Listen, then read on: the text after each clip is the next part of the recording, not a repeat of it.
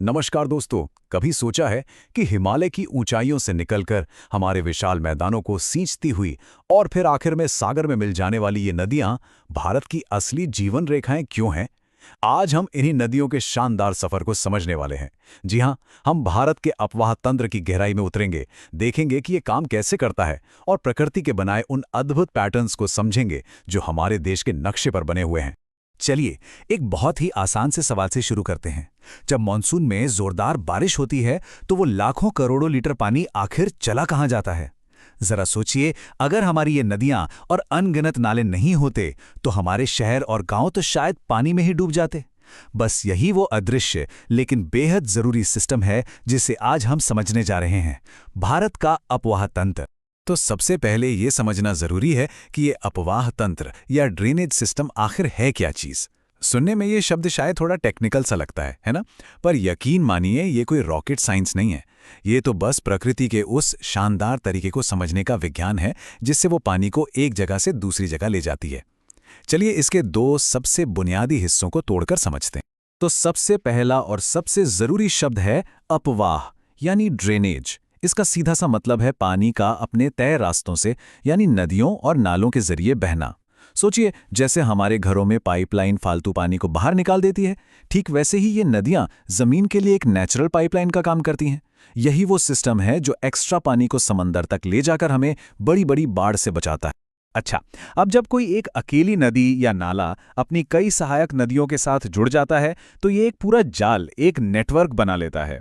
बस इसी पूरे नेटवर्क को हम अपवाह तंत्र कहते हैं। ये बिल्कुल वैसा ही है जैसे शहर की एक गली कई मेन सड़कों से मिलकर पूरे शहर का रोड नेटवर्क बना देती है। ये आप कह सकते हैं नदियों का अपना हाईवे सिस्टम है जो पानी को उसकी मंजिल तक पहुंचाता है। अब जो बात सच में बहुत दिलचस्प है वो ये है कि नदियां ऐसे ही बिना किसी तरतीब के नहीं बहती। वो जिस जगह से गुजरती हैं वहां की जमीन की ढलान, चट्टानों की बनावट और भूगोल के हिसाब से कुछ खास ज्यामितीय पैटर्न बनाती हैं। ये प्रकृति के अपने ब्लूप्रिंट है। चलिए, भारत में पाए जाने वाले कुछ मुख्य और खूबसूरत पैटर्न्स पर एक नजर डालते हैं। सबसे पहला और सबसे आम पैटर्न है वृक्षाकार, जिसे डेंड्रिटिक भी कहते हैं। जैसा कि नाम से ही पता चल रहा है, ये आसमान से देखने पर बिल्कुल एक पेड़ या उसकी जड़ों जैसा दिखाई देता है।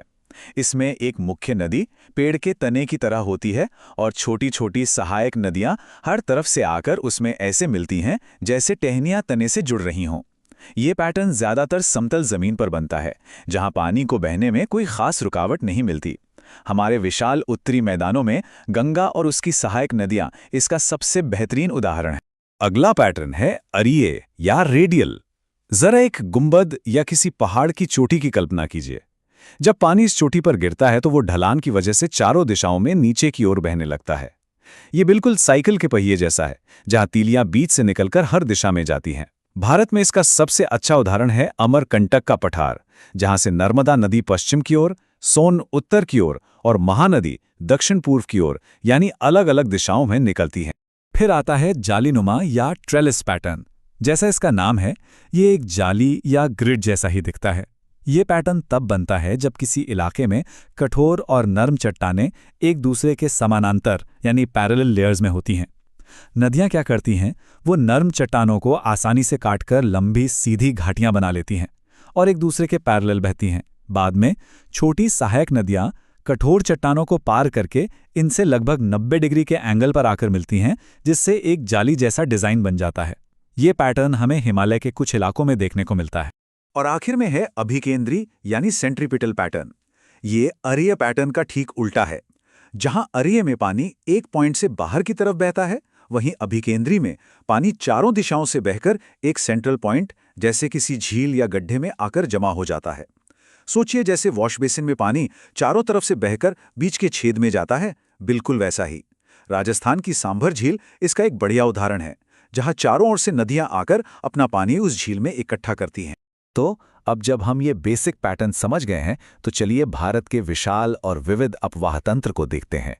भूगोल के आधार पर हम भारत की हजारों नदियों को मोटे तौर पर दो मुख्य परिवारों में बांट सकते हैं। एक वो जो महान हिमालय से जन्म लेती हैं और दूसरी वो जो हमारे प्राचीन प्रायद्वीपीय पठार से निकलती हैं। इन दोनों परिवारों का स्वभाव, इनकी कहानी और इनकी यात्रा एक दूसरे से बिल्कुल अलग है। इस नक्शे को जरा ध्यान से देखिए। आपको देश के बीचों बीच एक रेखा सी दिखाई देगी। ये कोई पॉलिटिकल बाउंड्री नहीं है, बल्कि ये है महाजल विभाजक या ग्रेट वाटर डिवाइड। असल में ये दिल्ली रिज, अरावली और सतपुड़ा जैसी पर्वत श्रृंखलाओं की एक ऊंची जमीन है जो एक दीवार की तरह काम करती है। इस विभाजक के पश्चिम में बहने वाली नदियां जैसे सिंधु, नर्मदा, तापी अपना पानी अरब सागर में ले जाती हैं, जबकि इसके पूर्व की ओर बहने वाली ज्यादातर विशाल नदियां बंगाल की खाड़ी की तरफ एक लंबा सफर तय करती हैं।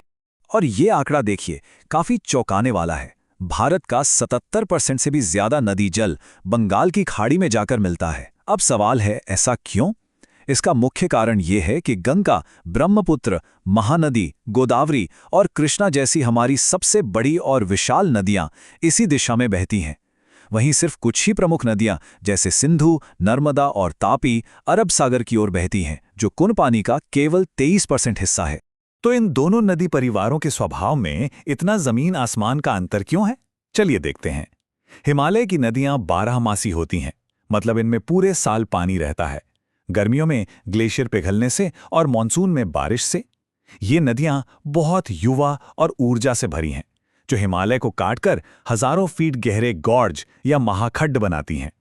इसके ठीक उलट प्रायद्वीपीय नदियां मौसमी होती हैं। ये बेचारी सिर्फ मानसून की बारिश पर निर्भर हैं, इसलिए गर्मियों में अक्सर इनका पानी बहुत कम हो जाता है या ये सूख भी जाती हैं। ये नदियां बहुत पुरानी और शांत हैं, और ये चौड़ी और उथली घाटियों में धीरे धीरे बहती हैं। चलिए अब जरा पहले हिमालय से निकलने वाली इन युवा और शक्तिशाली नदियों की कहानी में और गहरा उतरते हैं। ये नदियां सिर्फ पानी का स्रोत नहीं हैं, बल्कि ये वो धमनियां हैं जिन्होंने हजारों सालों से उत्तर भारत की सभ्यता, खेती और संस्कृति को सींचा है और दुनिया के सबसे उपजाऊ मैदानों में से एक को बनाया है। हिमालयी अपवाह तंत्र में मुख्य रूप से 3 विशाल नदी परिवार शामिल हैं।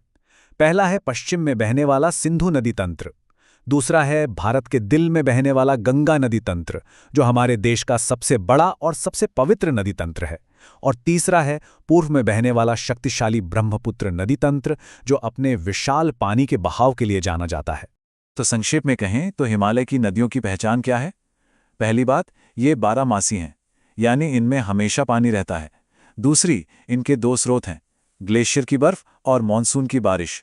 तीसरी, ये अपनी युवा अवस्था में पहाड़ों को चीरकर गहरी वी शेप वाली घाटियां या गॉर्ज बनाती हैं। और चौथी, जब ये मैदानों में पहुंचकर शांत हो जाती हैं तो ये सीधे रास्ते पर नहीं चलती, बल्कि सांप की तरह बल खाते हुए बहती हैं, जिसे मियांडरिंग कहते हैं। तो आज हमने भारत की नदियों के इस विशाल नेटवर्क की नींव को समझा। ये सफर काफी जानकारी से भरा रहा, है ना? चलिए, जाने से पहले एक बार जल्दी से मुख्य बातों को दोहरा लेते हैं, ताकि ये जरूरी कॉन्सेप्ट्स आपके दिमाग में हमेशा के लिए बैठ जाएं। तो आज के मुख्य बिंदु क्या हैं? पहला, अपवाह तंत्र नदियों का एक नेटवर्क है। दूसरा, नदियां अलग अलग पैटर्न में बहती हैं, जैसे पेड़ की शाखाओं की तरह या पहिए की तीलियों की तरह। तीसरा, भारत में मुख्य रूप से 2 तरह के नदी तंत्र हैं, हिमालयी और प्रायद्वीपीय। और चौथा, जो सबसे जरूरी है, हिमालयी नदियां साल भर बहती हैं, जबकि प्रायद्वीपीय नदियां ज्यादातर बारिश पर निर्भर करती हैं। अगर आपको ये वीडियो यूजफुल लगी हो तो target with Amit YouTube channel को सब्सक्राइब जरूर करें। ऐसी ही इजी और डिटेल्ड वीडियोस के लिए